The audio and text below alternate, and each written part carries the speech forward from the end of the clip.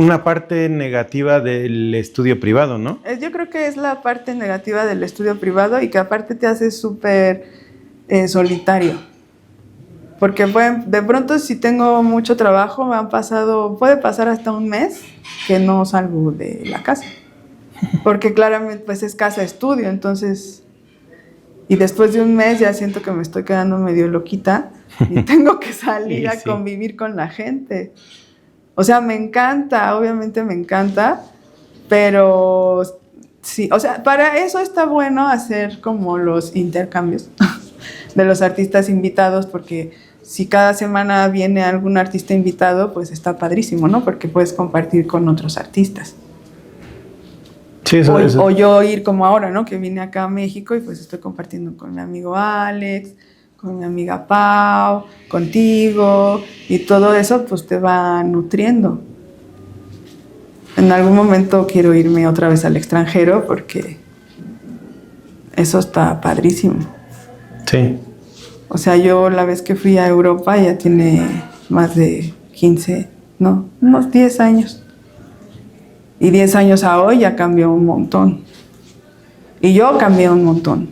Entonces ahora yo sé que si viajo a Europa ya sé exactamente a qué artista me gustaría conocer o ver trabajar. Sí, ya tienes un mapa más claro de lo que buscas, ¿no? De lo que busco, sí. Entonces, de la Catrina, ¿a dónde te vas? De la Catrina me voy a Playa del Carmen. No, me voy a Cancún.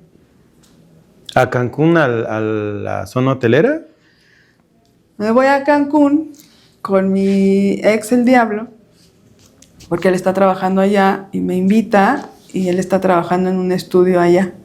Entonces yo llego y empiezo a trabajar ahí. Y ya después vuelvo a México y me sale otro chance de volver a Quintana Roo y me voy. Y ya de ahí ya no regresé. Ya me quedé. Estuve trabajando en la zona hotelera. ¿Con quién estuviste? Con el Chinese. ¿Lo conoces? No. Estuve ahí con el Chinese. Lucas puso ahí una vez, tuvo un estudio, me acuerdo. Ah, ok. Pero yo estuve ahí con él muchos años. Y después me metí a trabajar a un estudio muy fresón que se llamaba Cancún Inc.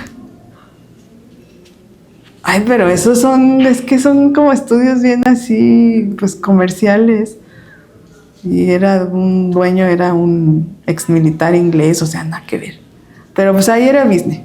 En ese entonces me acuerdo que cobraban $500. $50 por hora. Algo así. O 100, no me acuerdo.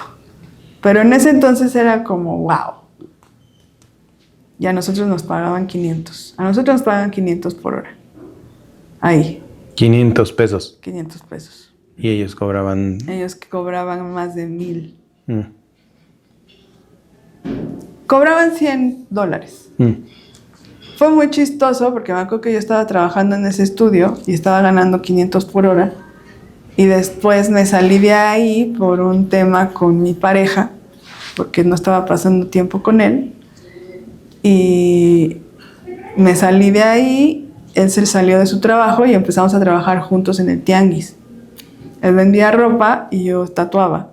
Eso fue muy chistoso porque un día yo iba... ¿En Quintana Roo? Sí, fue algo que para mí, yo me reía de eso mucho, todavía me río de eso muchísimo, porque yo un día estaba ganando 500 pesos por hora en un estudio súper mamón en la plaza de la isla y con un río y ya sabes, todo así, atendiendo un puro gringo y así. Asientos de piel y todo así súper mamón. Al día siguiente yo estaba tatuando en el tianguis de Cancún, en la 100, con una lamparita, y el que era mi pareja tenía que agarrar el foco así y yo tatuaba ahí pues en el tianguis, ya sabes, en la calle, y tenía una hojita que decía tatuaje 100 pesos en una hoja de papel bond. Me daba mucha risa, o sea, es que fue así como ese contraste tan marcado, a mí me encanta. O sea, yo no tengo un pedo de trabajar en un lugar y en el otro, o sea, tengo mi propia línea y sé cómo me gusta trabajar, pero esas experiencias abrieron mi mente muy cañón, muy cañón. Y trabajar en el tianguis, pues era divertidísimo. O sea, se atascaba. O sea, ya desde el primer día nosotros teníamos así la mesita y teníamos así atascado de gente que se quería tatuar por 100 varos la hora. Entonces así estábamos y así estuvimos un ratote y pues nos iba bien. También pues gastaba menos, ¿no? Era más caro trabajar en el otro lugar, la comida y todo.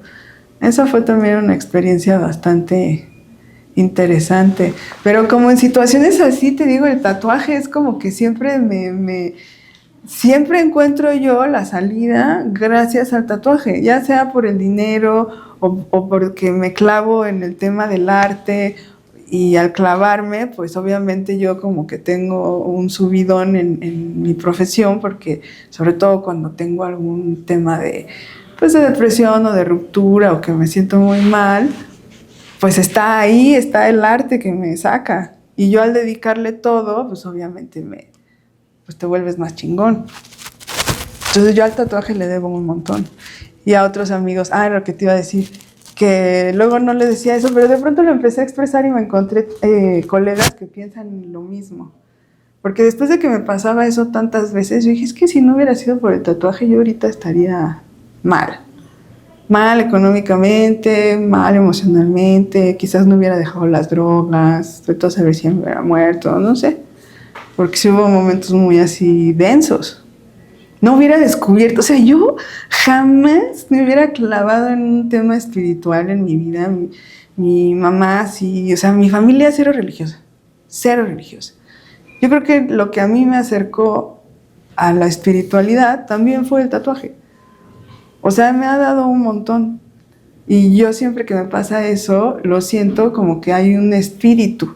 No te podría decir que hay, sí es como un dios y que se ve así, no, pero sí tiene como una energía que te cobija, hasta como que te elige.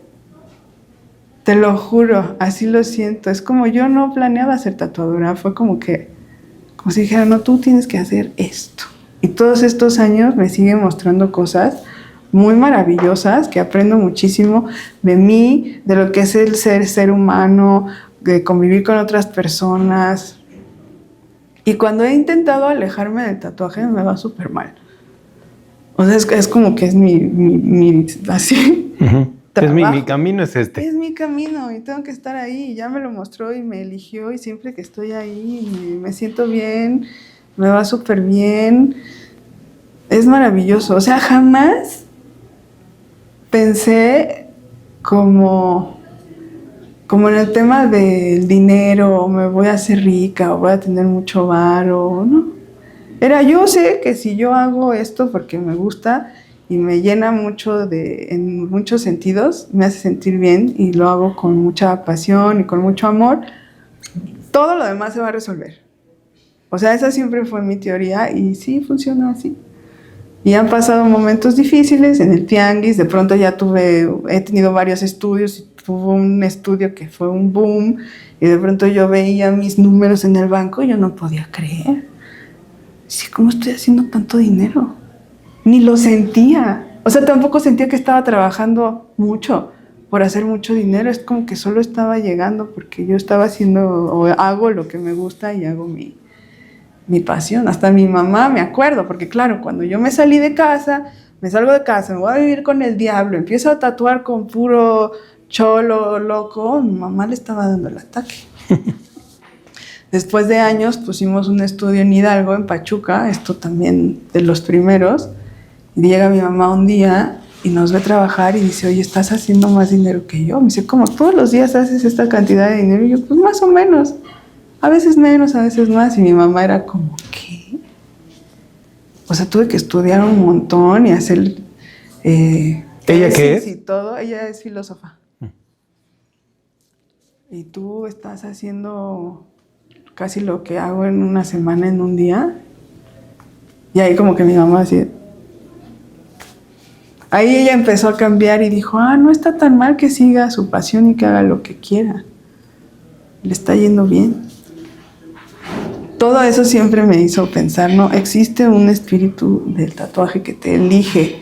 Y yo le tengo mucho respeto y mucho amor.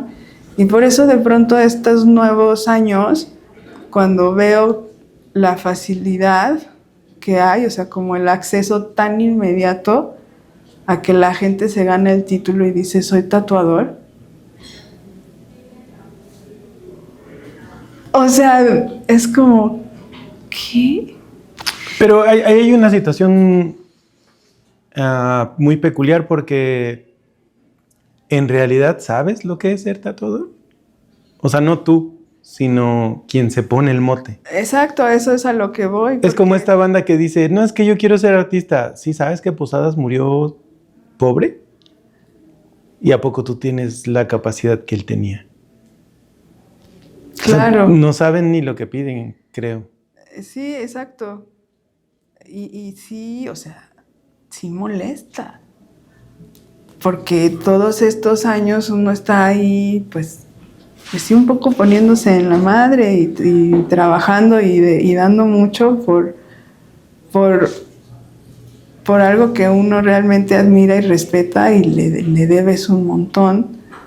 Y para que hoy en día sea tan fácil comercializarlo y prostituirlo, pues sí se siente gacho, sí da coraje.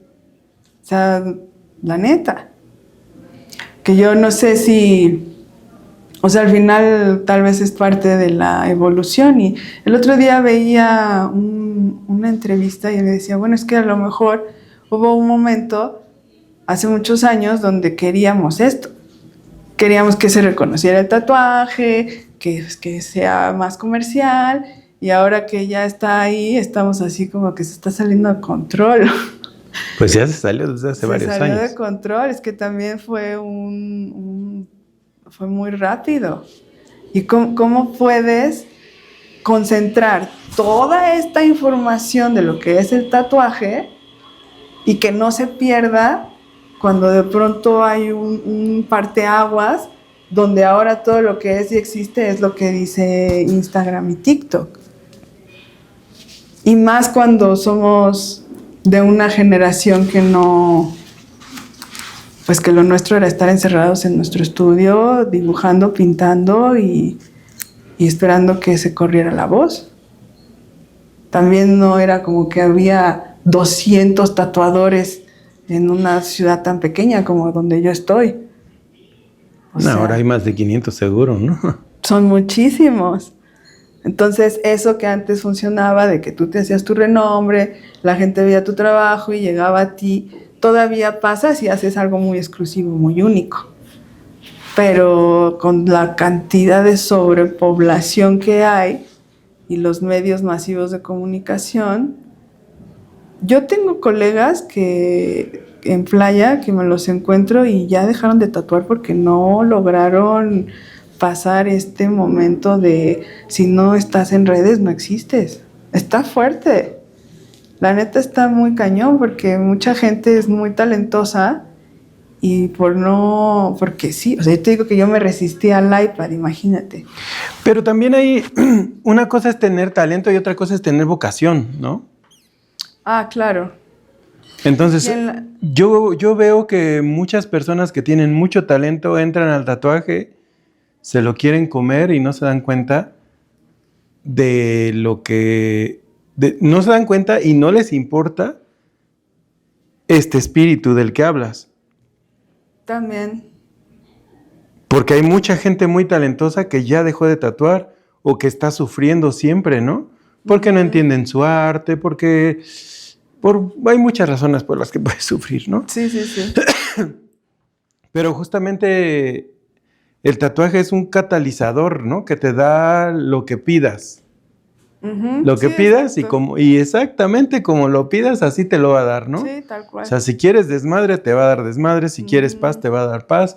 Si quieres problemas, te va a dar problemas. Y justamente, de hecho,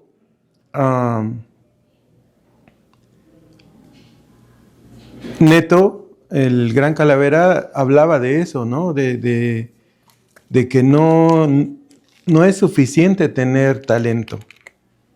Tienes que tener vocación.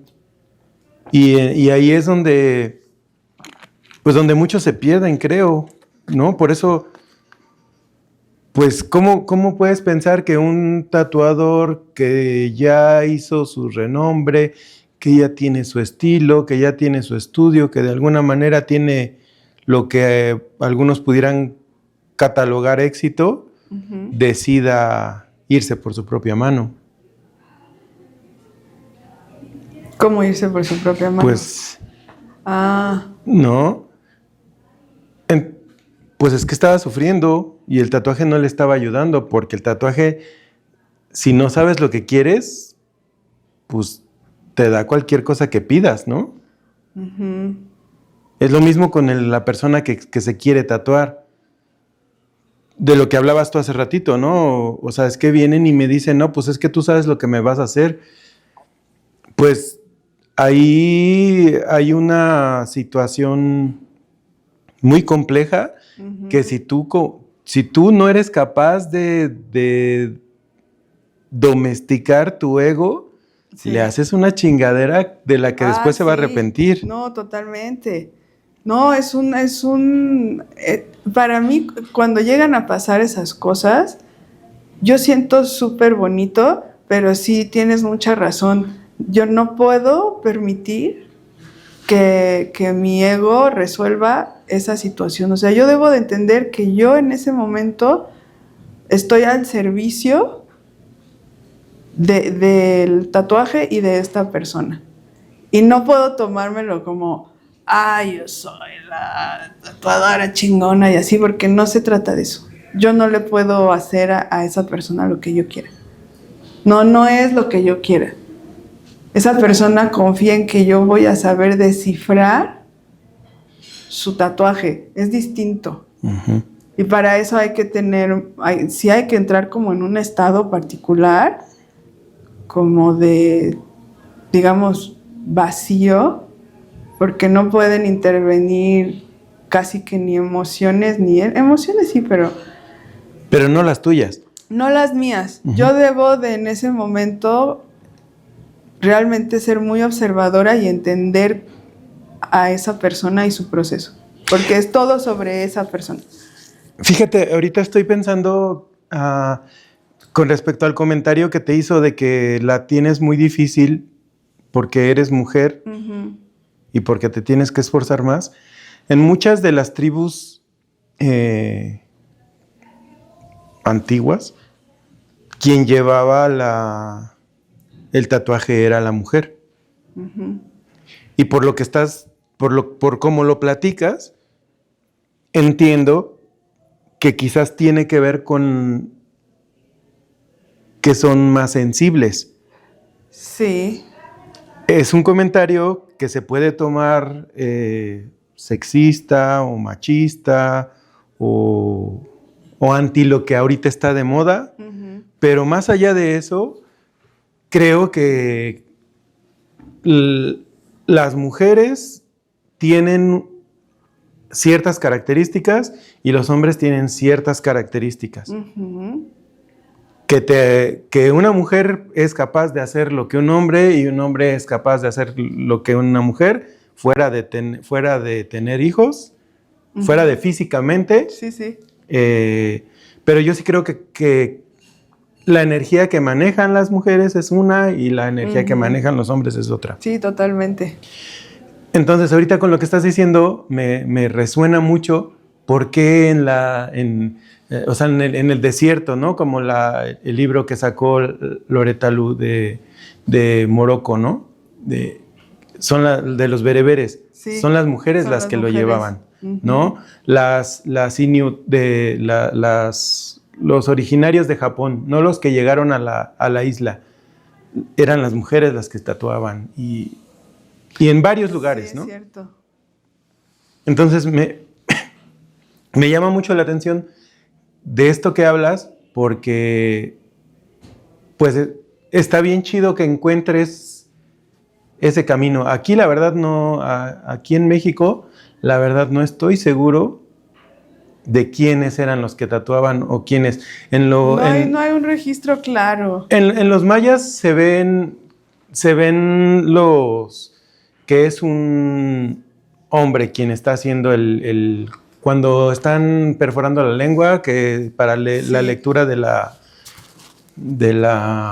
cuerda, ajá, es un hombre, ¿no? Pero seguramente las mujeres también tenían un rol, ¿no? En algún momento. Seguramente sí.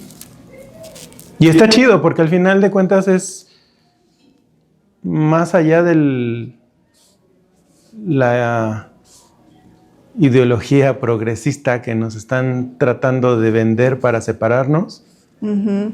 Está chido que todos empecemos a buscar nuestro lugar y empecemos a trabajar desde ahí. Me parece. Yo creo que es súper importante, o sea, definitivamente la energía femenina y masculina pues es distinta. Yo lo noto mucho cuando yo me tatúo y a veces intencionadamente busco, es muy importante para mí no solo el tatuaje, sino quién me va a tatuar. Cuando es un tatuaje que yo sé que necesito como sentir la tortura, por mis procesos personales, ¿no? O cuando sé que quiero que sea un tatuaje, pues va alineado a eso, ¿no? Pero más allá de si es hombre o mujer, pienso que cada uno como tatuadores o tatuadoras es una búsqueda muy, muy íntima y muy personal de lo que estás ofreciendo.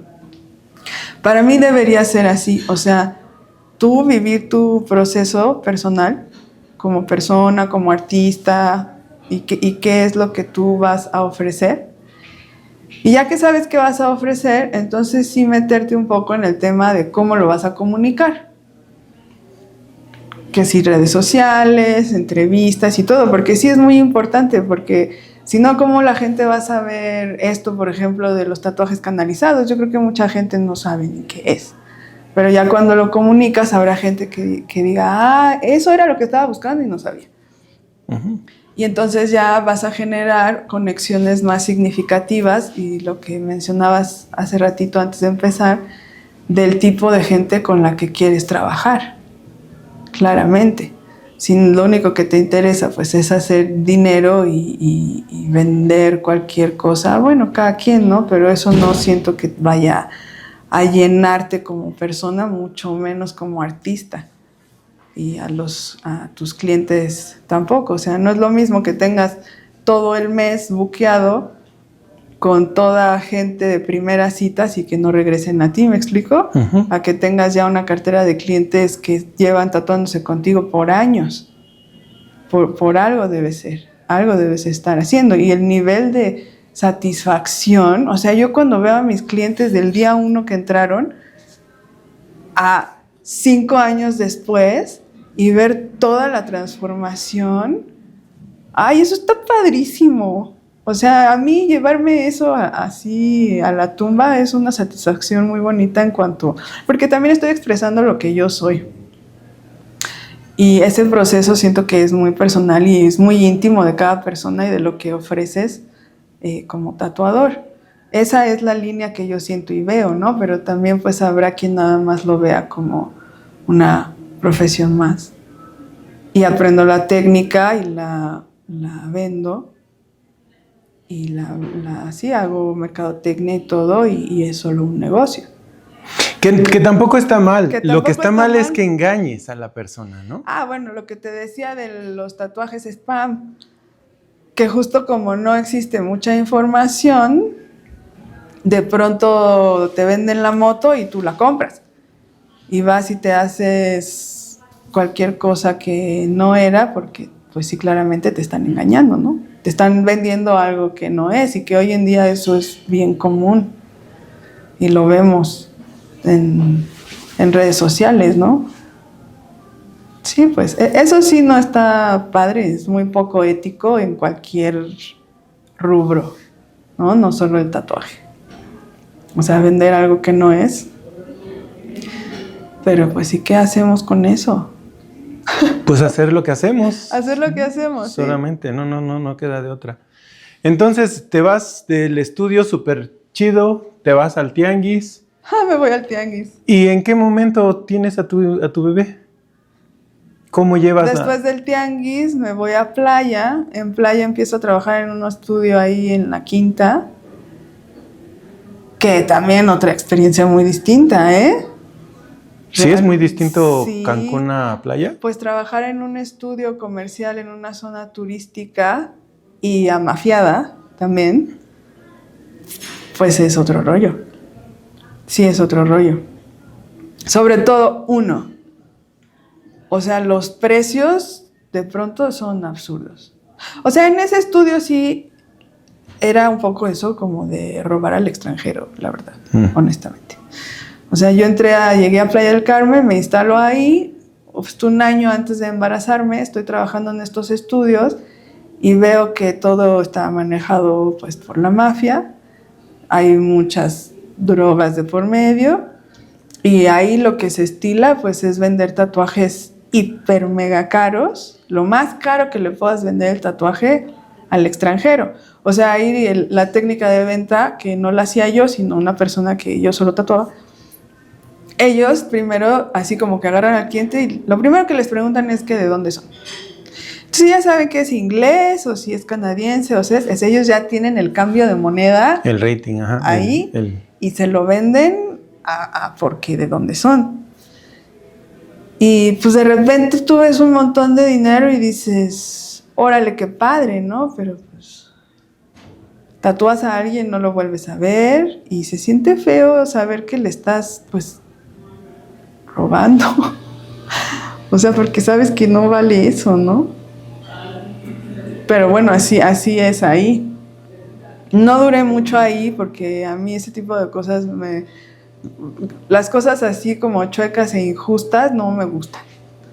Entonces me molesté, aparte los dueños son bien mala onda y a veces no sé, si llegas tarde o te tardas más en terminar el tatuaje de lo que dijiste, entonces no te lo pagan y cosas así.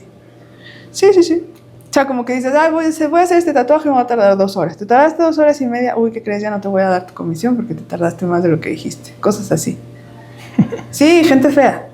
Y yo dije, qué feo, ¿por qué es esa gente así? O sea, yo que aprendí aquí en Ciudad de México, o sea, sí, lo que quieras, pero aquí todos son la banda.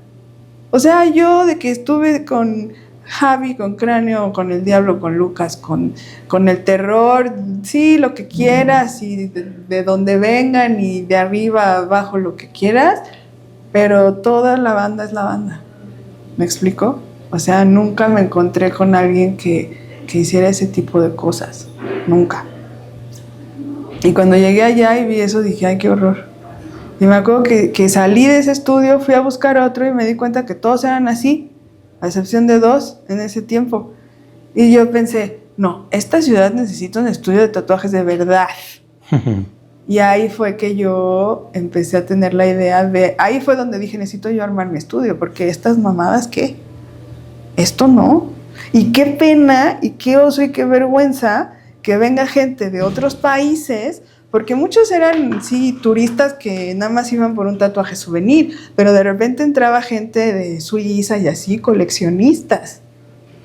Y gente que sabe y que ve eso y se va con esa impresión de que el tatuaje en México es esa mierda. Y no está padre. No está padre porque realmente sí hay un buen nivel.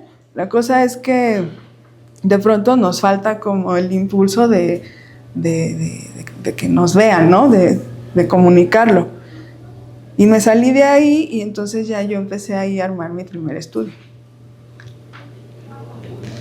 En ese inter me embaracé y le pedí un préstamo a mi mamá y mi mamá me dio un varo y a la par que yo estaba embarazada estaba armando lo que fue el primer estudio que monté en Playa, porque ya ahorita llevo creo que 4 en la misma ciudad. Pero, ¿cómo se llamó el primero?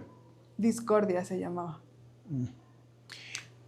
Y o sea, ¿te refieres llevas como 4? ¿Te refieres a que los 4 han sido diferentes. Sí, en diferentes... O sea, diferentes locales. lugares, sí, claro, pero... Tuve 2 discordias. O sea, tuve Okay. ese discordia que fue el primero, que estaba ahí en la 40 con Quinta Bis, que estuvo padrísimo y que desde ahí empezó así a funcionar como yo. ¿Ese fue tu primer estudio? El primer estudio que yo puse en Playa del Carmen, sí.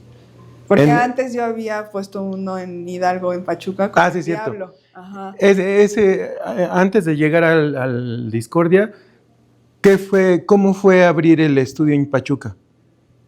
En Hidalgo. Pues fue muy bien, o sea, porque ya el Diablo y yo pues ya vivíamos ahí, y encontramos un localito, abrimos el local ahí, y a mí me gustaba, nada más que pues imagínate, Pachuca en ese entonces era una ciudad súper chiquitita, pues no había tantos clientes, pero no salía bien, pero yo no tenía prisa, pero él al final se fue porque como que necesitaba más movimiento.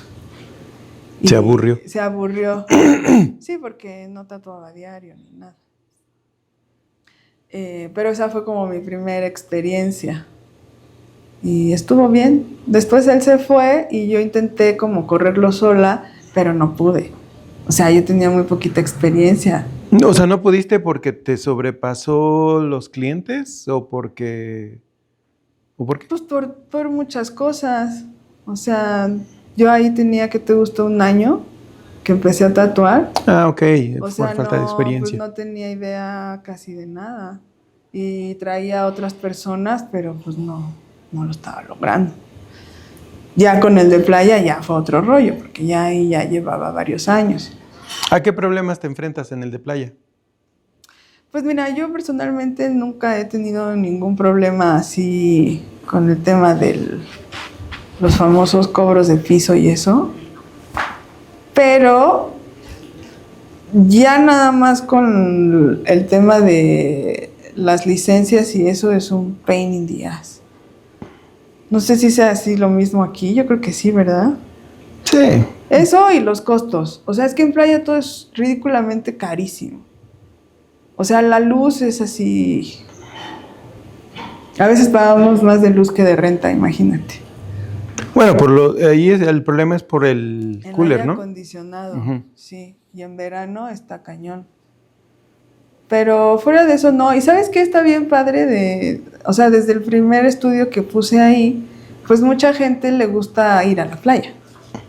Entonces siempre ha habido mucho intercambio con otros artistas, porque pues yo ya cuando abrí el estudio allá, pues ya conocía a mucha gente, ¿no? Ya conocía que si Lucas, que si Javi, y a todas que si Fecha, que todos, un montón de artistas. Entonces ya sabían que yo estaba allá y todavía la fecha, ¿no? Así de, ¿qué onda? Te caigo. Y eso está padre. Y eso era justo lo que yo pensé cuando entré a trabajar al estudio que te digo que eran bien mala onda. Y yo decía, esto no es un estudio. Y cuando empiezas a traer artistas de buen nivel y que hay intercambio, pues también se empieza a notar. Y también la gente de ahí de la ciudad, los artistas también, empezaron a notar que ya había como un lugar seguro. ¿Sí me explico? O sea, que ya había un estudio donde de verdad podrías ir a crear, a tatuar, a hacer, pues, más allá de puros chilitos y sombreros de mariachi y mamás así, ¿no? Sino un lugar donde sí había arte. Y la neta me atrevería a decirlo, y no porque... Sí, pues me atrevería a decir que sí fue un parteaguas para el tatuaje de esa ciudad.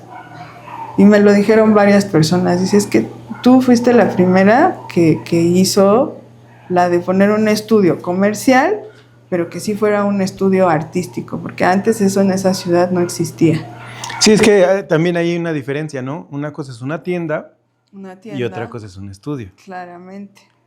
Y sí, ha estado bien padre, ¿eh? La verdad es que me gusta mucho trabajar ya estoy muy adaptada a esa ciudad. Ya después de que abrí 2 discordias, que fue ese el primero y luego otro cerca de Mamitas, que también estuvo muy padre. ¿Por qué cierras el primero? ¿Por qué cerramos el primero?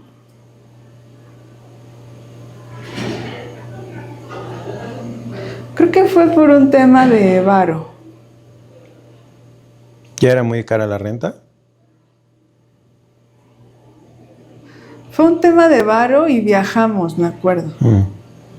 Nos venimos a México una temporada. Estuvimos aquí, creo que un año. Y luego volví y abrí otro en este local cerca de Mamitas. Ese tenía un restaurante. Era el restaurante Tatú, con el que era mi pareja en ese entonces, y cuando nos separamos, pues se va a la mierda el estudio, ¿no? Y siempre que cierro, pues un rato estoy trabajando yo en mi casa. Y después de ese me voy a vivir a la selva y me quedo en la selva tatuando en la selva. Ese también estuvo padrísimo. ¿Cómo en la selva? Ahí, o sea, está la ciudad y hay como un residencial, por decir, ecológico, como así al final de la ciudad, que está en medio de la selva y tiene cenotes y todo. Entonces una clienta viene un día, yo trabajaba con mi amigo Ramón, que él ya tenía su estudio, porque cuando Ramón llegó de Estados Unidos trabajaba conmigo en el primer Discordia. Yo cierro mis tiendas, Ramón se abre un estudio en una buena zona de la ciudad y yo ahí empiezo a trabajar con él. Tengo una clienta y mi clienta me dice, oye, ¿sabes que están rentando una casa enfrente de mi casa en la selva? Estaría padrísimo que tatuaras ahí. Ah, la selva se llama el lugar. No, es la, No, es la literal selva, es la selva. El lugar okay. se llama Sacbé. Ah, ok. No, le decimos la selva porque está en la selva. Okay. Sí, es la selva, la selva. Pero ella, pues muy fresona, vivía ahí sola con su bebé y como que lo que ella quería realmente era tener a la tatuadora de vecina. A mí eso no me importó, voy, veo la casa, me enamoro del lugar porque pues imagínate, todo entras, la casa súper chida, con tu alberquita, árboles frutales, ¿cómo se dice? Donde hacen miel las abejas, un apiario. Un panal. Cenotes, o sea, sales de tu casa, caminas y vas caminando, y ay, tarántulas, ay, serpientes, ¿no? Halcones y changos. Llegas al cenotito y ya te metes a nadar, pececitos, serpientes nadan por ahí. A mí me encantó. Y yo dije, esto me agrada. Mi hija en ese entonces estaba de kinder. Y dentro de ese lugar, de Sacbé, hay una escuela como alternativa, como tipo Waldorf. Entonces yo dije, ah, maravilloso. Yo meto a mi hija a estudiar acá, me vivo en la selva y tatúo aquí. Y el que quiera venir, que venga, y el que no, me la chupa. Y así fue. Me voy a vivir a la selva, llego, me instalo, no sé qué, conecto mi impresora y se truena toda la instalación eléctrica a la mierda. Y le llega el encargado, ¿qué pasó? Y yo, pues conecté la impresora. ¿Y qué tu impresora? Es una impresora láser. Y me dice, uy, no, aquí no hay electricidad. Y yo, ¿cómo que no hay electricidad? Aquí son celdas solares. Y yo, ¿y eso qué significa? Y me dice, no, pues no puedes usar refri más que por ciertas horas. Cafetera, olvídalo. Cualquier cosa de resistencia, bye. Una impresora láser jamás en la vida. O sea, sí, carga tu celu, tu compu cuando haya sol. Y yo, como sin aire acondicionado, dice, no, y yo, órale, no, pues ya me empieza a enseñar la instalación y ahí aprendí cómo funcionan las celdas solares y todo, súper padre, y era muy interesante porque yo tenía que hacer todo un programa de ahorro de mi electricidad. Entonces, si yo tenía un cliente y decía, hoy voy a tatuar 5 horas, entonces yo ya sabía que podía prender ciertos electrodomésticos a cierta hora, porque si no, no me iba a alcanzar la luz y me iba a quedar sin luz para terminar el tatuaje. Y yo tenía que calcular y ver, bueno, hoy está nublado o no está nublado, hace mucho calor, ¿cuántos ventiladores voy a usar? O sea, era toda una experiencia también. Cuando yo vivía ahí en la selva fue cuando empecé a hacer mucho freehand, porque yo no podía imprimir. Y salir de la selva e ir hasta la ciudad a imprimir era una tontería. Entonces me acuerdo perfecto que llegaron unos amigos que justo se dedicaban a hacer ceremonias de ayahuasca y él se quería hacer una pieza aquí de elementos de ceremonia y así. Llegan, se explota la impresora, no puedo imprimir, tengo mi diseño en el iPad. Y un momento de esos en que todos nos miramos a todos así como, ¿y ahora qué? Y me acordé de de mi maestro que había tatuado toda la vida en la cárcel y que yo dije, ¿por qué soy yo? Muy inteligentemente decidí empezar y aprender desde abajo. Porque obviamente mi maestro, el diablo, pues no tenía stencil y termocopiadora ni nada en la cárcel para hacer un stencil. Todo lo tenía que hacer con una pluma Bic. Todo. Una chola, una letra, lo que quiera, retratos, todo con una pluma Bic. Y luego tatuarlo con su máquina hechiza. Entonces yo aprendí que todo se puede dibujar, porque yo lo veía él dibujando. Y yo estoy en esa situación en la selva y digo, ¿cómo resuelvo esto? Pues lo dibujo. Y ahí empecé a hacer prácticamente todo, lo hacía freehand. Todo. Y estuvo también súper bien, porque ahí también fue otro parteaguas en mi carrera donde descubrí que el freehand es la mamada. O sea, a mí todos los días volví a dibujar a mano y decía, es que esto, ¿por qué no lo estaba haciendo antes? O sea, las posibilidades es muy distinto. O sea, realmente se logra ese efecto de que el tatuaje le pertenece a la persona. Porque lo dibuja directamente sobre sus líneas. Sí, se amolda al Es cuerpo. maravilloso. Y yo creo que si no hubiera tenido esa experiencia de no tener la electricidad suficiente para imprimir, jamás me hubiera aventado a hacerlo a mano, porque yo no sé otras personas, pero para mí hacer freehand requiere de muchos huevos. O sea, he tenido clientes que les digo, así, párate aquí, no sé qué, y les empiezo a dibujar y se quedan así como, ¿pero cómo lo vas a dibujar? Y mucha gente le da miedo confiar en que te va a salir bien si no tienes la plantilla. Necesitas tener un nivel de confianza así supremo de decir, sí, va a quedar bien. En ese momento yo lo que tenía, no sé si era un nivel de confianza suprema, sino que no había de otra. Claro, tenía una necesidad muy grande. Era, ¿no?, una necesidad muy grande, o lo dibujo y lo dibujo chingón, o no hay tatuaje. Y esa experiencia también estuvo muy chingona. Ya después me fui de la selva y regresé a la civilización por otra ruptura con otra pareja. Ay, me choca que todo tenga que ver con... Pero de ahí me fui a la... Pero pues si es así, es así, ni modo. De pronto ya se acabó la historia de la selva y volví a la civilización.